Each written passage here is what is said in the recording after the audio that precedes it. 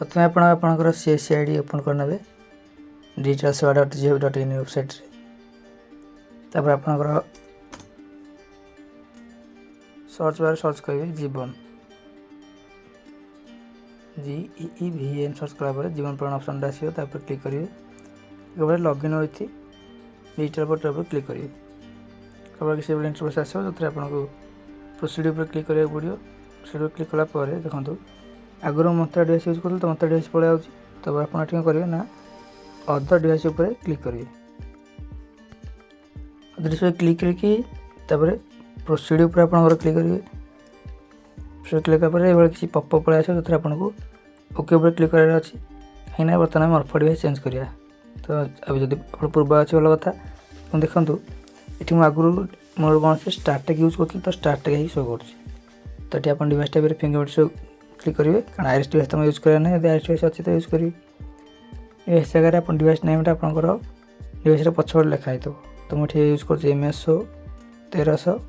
E3 बर्तमान जोटा L1 latest model जोटा है डिवाइस मॉडल जगार डिवाइस मॉडल देवे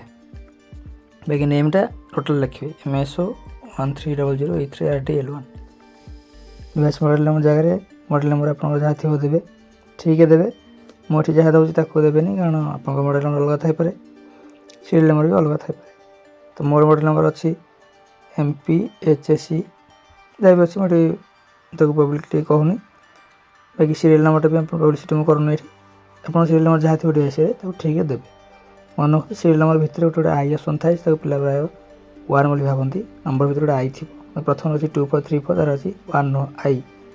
तो सर देखिए ध्यान देवे पिला ये कन्फ्यूजन डिवाइस माइला मैंने होनी बोली तो यहाँ तार नोट मध्य आई थाए टोटल नंबर न थाए